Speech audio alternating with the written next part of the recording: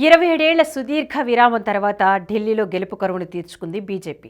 ఆప్ అంతమే పంతంగా ముందుకు సాగిన కమలనాథులు అనుకున్నది సాధించారు. మోదీ, అమిత్ షా వ్యూహాల ముందు నిలబడలేక మఫ్లర్ మ్యాన్ మట్టికరిచాడు. తాజా విజయంతో కాషాళ దళం మరో రీజనల్ పార్టీ లెక్క సరిచేసింది. కాంగ్రెస్ ను ఇప్పటికే చచ్చిన పాము కింద జతకట్టిన బీజేపీ బలమైన ప్రాంతీయ పార్టీలను వెంటాడి వేటాడుతోంది. ఢిల్లీలో బీజేపీ దెబ్బకు ఆప్ అధినేత అరవింద్ కేజ్రీవాల్ తో పాటు ఆ పార్టీలో బలమైన నేతలు మనీష్ సిసోడియా, సత్యేంద్ర జైన్ వంటి నేతలు సైతం తోకముడవక తప్పలేదు. సిట్టింగ్ సీఎం అతిషి మార్లేనాకు త్రుటిలో ఓటమి తప్పింది. అవినీతిపైనే నా పోరాటం అంటూ బీరాల పలికిన కేజ్రీవాల్ చివరకు అదే అవినీతిలో పడి కొట్టుకుపోయారు. 2013లో తొలిసారి ఎన్నికల బరిలోకి దిగిన ఆమ్ ఆద్మీ పార్టీ ఫస్ట్ అటెంప్ట్లోనే 28 సీట్లు సాధించి దేశవ్యాప్తంగా రాజకీయ ప్రకంపనలు సృష్టించింది. కాంగ్రెస్తో కలిసి ప్రభుత్వం ఏర్పాటు చేసింది. అయితే జన్లోక్పాల్ బిల్లును వ్యతిరేకించిన కాంగ్రెస్ మద్దతు ఉపసంహరించుకోవడంతో 49 రోజుల్లోనే ఆప్ సర్కార్ కూలిపోయింది. ఆ తర్వాత 2015 ఎన్నికల్లో 67 సీట్లు సాధించి రెండోసారి అధికారంలోకి వచ్చింది. భారీ మెజారిటీని కొల్లగొట్టడంలో సుస్థిర ప్రభుత్వాన్ని ఏర్పాటు చేయగలిగింది. 2020 ఎన్నికల్లోనూ 62 సీట్లతో మూడోసారి అధికారంలోకి వచ్చింది. కానీ ఈసారి మాత్రం కమలనాథుల వ్యూహాల ముందు నిలబడలేక చతికిలబడిపోయింది. కేంద్ర ఎన్నికల సంఘం వలసదారుల ఓట్లను తొలగించడం, భారీ స్థాయిలో వెల్లువెత్తిన ప్రజా వ్యతిరేకత, కాలుష్యం ఇలా ఆప్ ఓటమికి కారణాలు ఎన్ని చెప్పుకున్నా అవినీతే మఫ్లర్ మ్యాన్ మట్టి కరవడానికి ప్రధాన కారణమని చెప్పక తప్పదు. ఈ ఎన్నికల్లో లిక్కర్ కుంభకోణమే ఆపు కొంప ముంచింది. కేజ్రీవాల్ గురువు, సామాజిక కార్యకర్త అన్నా హజారే సైతం ఆయనపై విమర్శలు చేశారు. అప్పట్లో కాంగ్రెస్ నేతృత్వంలోని యూపీఏ అవినీతికి వ్యతిరేకంగా అన్నా హజారే చేపట్టిన అవినీతి వ్యతిరేక ఉద్యమం నుంచి అరవింద్ కేజ్రీవాల్ పుట్టుకొచ్చారు. ఆ తర్వాత ఆమ్ ఆద్మీ పార్టీని స్థాపించి ఢిల్లీలో 3 సార్లు అధికారం చేపట్టారు. అయితే ఏ అవినీతికి వ్యతిరేకంగా అధికారంలో వచ్చారో ఇప్పుడు అదే అవినీతులు నిండా మునిగిపోయి ఘోర పరాజయం పాలయ్యారు. మద్యం, అధికారం, ధన వ్యామోహానికి వ్యతిరేకమంటూ సీఎం అయిన కేజ్రీవాల్ ను అవే పరాజయం పాలు చేశాయన్నారు అన్నా హజారే. మొదట సమాజం కోసమే తన జీవితం అంకితమన్న కేజ్రీవాల్ ఇప్పుడు పదవి కోసం, డబ్బు కోసం, మద్యం కోసం పనిచేస్తున్నారని ఘాటుగా విమర్శించారు. మద్యం షాపులను ప్రోత్సహించడంతో వచ్చిన ప్రజా వ్యతిరేకత వల్లే ఆప్ ఓడిపోయిందన్నారు. ఆపుపై లిక్కర్ స్కామ్ ఏ స్థాయిలో ప్రభావం చూపిందంటే ఈ కేసులో జైలుకెళ్లొచ్చిన 3 ఆప్ అగ్రనేతలు ఓటమి చవి చూశారు. కేజ్రీవాల్, మనీష్ సిసోడియా, సత్యేంద్ర జైన్ పరాజయం పాలయ్యారు. కేజ్రీవాల్ దాదాపు 5 నెలల పాటు జైల్లో ఉండగా మనీష్ సిసోడియా, సత్యేంద్ర జైన్ దాదాపు 2 ఏళ్ల వరకు జైలు జీవితం గడిపారు. ఆ తర్వాత సుప్రీంకోర్టు వీరు ముగ్గురికి బెయిల్ మంజూరు చేసింది. అవినీతికి పాల్పడ్డారని ప్రజలు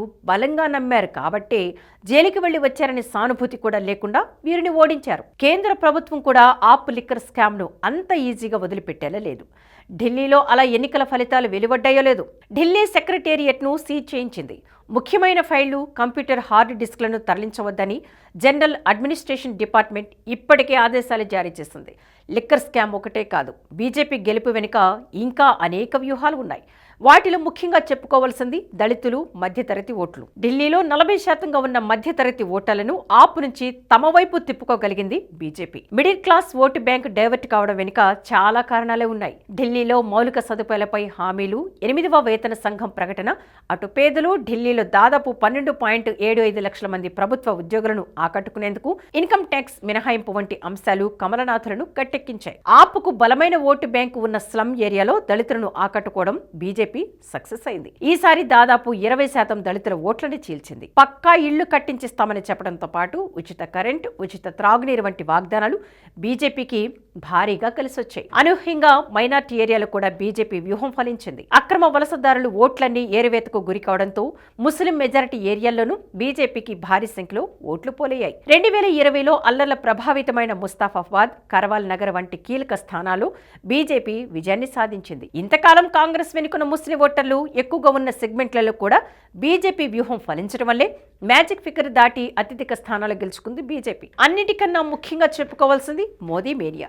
అన్ని ఎన్నికల్లో లాగే ఢిల్లీ ఎన్నికల్లోనూ మోదీ చరిష్మా బలంగా పనిచేసింది. దీంతో ముఖ్యమంత్రి అభ్యర్థిని ప్రకటించకుండానే బీజేపీ విజయాన్ని సాధించింది. 27 ఏళ్ల సుదీర్ఘ విరామం తర్వాత తమ పార్టీకి అవకాశం ఇవ్వాలని, డబుల్ ఇంజన్ సర్కార్ వస్తే ఢిల్లీ శరవేగంగా అభివృద్ధి సాధిస్తుందన్న మోదీ విజ్ఞప్తిని ఢిల్లీ ఓటర్లు కనికరించారు. ఇక తాజా ఢిల్లీ ఫలితాలతో దేశంలో రాజకీయ పరిణామాలు శరవేగంగా మారే సూచనలు కనపడుతున్నాయి. ముఖ్యంగా ఢిల్లీ ఫలితాలతో దక్షిణ భారతదేశంలో కూడా బీజేపీకి బూస్ట్ లభించినట్లయింది. 2028లో జరిగే కర్ణాటక అసెంబ్లీ ఎన్నికలతో పాటు తెలుగు రాష్ట్రాలను ఆ పార్టీ బలపడే సూచనలు కనిపిస్తున్నాయి. తెలంగాణ బీజేపీ నేతలకు ఢిల్లీ ఫలితాలు అదనపు బలం చేకూర్చాయనే చెప్పాలి. ఆప్ ఓటమితో లిక్కర్ స్కామ్ విమర్శనాస్త్రం మరింత పదునెక్కింది. లిక్కర్ స్కామ్ సూత్రధారుల కవిత కూడా ఒకరు కావడంతో ఆప్ ఓటమి పుణ్యంలో బీఆర్ఎస్ కు కూడా వాటా దక్కుతుంది. సో తెలంగాణ బీజేపీ నేతలు ఇదే అంశాన్ని హైలైట్ చేస్తూ బీఆర్ఎస్ పై దాడి తీవ్రతను పెంచే ప్రయత్నం చేసే అవకాశం ఉంది. అందుకే ఢిల్లీలో ఆప్ ఓటమిని ఇప్పుడు బీఆర్ఎస్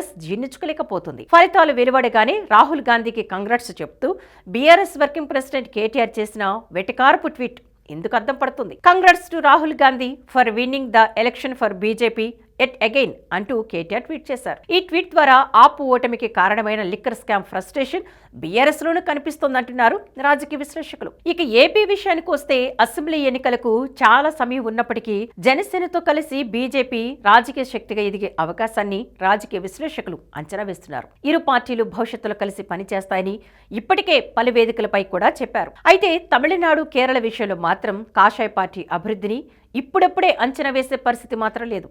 ఇక ఢిల్లీ తర్వాత తక్షణ బీహార్పై ఫోకస్ పెట్టనుంది బీజేపీ. ఈ ఏడాది చివరిలో అక్కడ అసెంబ్లీ ఎన్నికలు జరగనున్నాయి. వచ్చే ఏడాది జరిగే పశ్చిమ బెంగాల్, తమిళనాడు, అస్సాం, కేరళపై కూడా ఆలోచనలు చేయవచ్చు. తమిళనాడు, కేరళ మాటేమో గానీ లాలు, దీదీ కోటలను కూల్చేందుకు మాత్రం అస్త్ర శస్త్రాలు సిద్ధం చేస్తూ ఉండొచ్చు. ఇప్పుడు ఆప్, రేపు ఆర్జేడీ, ఆ తర్వాత టీఎంసీ, ఇలా దేశంలో ప్రాంతీయ పార్టీలే బీజేపీ లక్ష్యంగా ముందుకు సాగుతోంది. కమలనాథులు టార్గెట్ చేసిన రీజనల్ పార్టీలన్నీ మట్టికరుస్తున్నాయి. అస్సాం గణ పరిషత్ నుంచి మొదలు నేడు ఆప్ వరకు కమలం పార్టీతో కయ్యానికి కాలు దువ్వి కోరి కష్టాలు తెచ్చుకున్నవి. దీంతో ఎన్డీఏతో జతకట్టడమో లేదంటే కనుమరుగు కావడమో జరుగుతోంది. జేడీఎస్, జేడీయూ వంటి పార్టీలు ఎన్డీఏతో కలిసి ఉన్నాయి కాబట్టే మనుగడ సాగిస్తున్నాయనే వాదన కూడా ఉంది. ఇక బీజేపీతో వైరానికి దిగిన అకాలీదళ్ వంటి పార్టీలు కనుమరుగయ్యే స్టేజిలో ఉన్నాయి. యూపీలో బీఎస్పీ కూడా బీజేపీపై కయ్యానికి కాలు దువ్వింది. సీన్ కట్ చేస్తే ఆ పార్టీ కూడా కనుమరుగయ్యే స్టేజిలో ఉంది. ఇలా ఒక్కో రాష్ట్రంలో ప్రాంతీయ పార్టీలను దెబ్బ కొడుతూ ముందుకు సాగుతున్న బీజేపీ ఢిల్లీలో గెలుపుతో మొత్తం 19 రాష్ట్రాలు, 2 కేంద్రపాలిత ప్రాంతాలకు విస్తరించింది. ఇందులో 14 చోట్ల నేరుగా, 7 చోట్ల ఎన్డీఏ కూటమి పార్టీలతో కలిసి అధికారంలో ఉంది. ఇండి కూటమి 8 రాష్ట్రాలు, 1 కేంద్రపాలిత ప్రాంతంలో మాత్రమే అధికారంలో ఉంది. ఇందులో కాంగ్రెస్ నేరుగా అధికారంలో ఉన్న రాష్ట్రాలు 3 మాత్రమే. తెలంగాణ, కర్ణాటక, హిమాచల్ ప్రదేశ్లలో మాత్రమే కాంగ్రెస్ పార్టీ ముఖ్యమంత్రులు ఉన్నారు. బీజేపీ గనక ఇదే ఊపుతో ముందుకు సాగితే 2029 సార్వత్రిక ఎన్నికల నాటికి దేశం మొత్తం కాషాయమయంగా మారినా ఆశ్చర్యపోనక్కర్లేదు. సాయి గారు, మీ మీద నమ్మకం ఉంది. మీరేం చేసినా దేశాన్ని మంచి చేస్తారు. మీరు ఓటీటీ ఛానల్ ఓపెన్ చేస్తారు. Give me the honour to become the first subscriber. Thank you sir. NH ప్రైమ్ని సబ్స్క్రైబ్ చేసుకుంటున్నందుకు first thank you very much sir.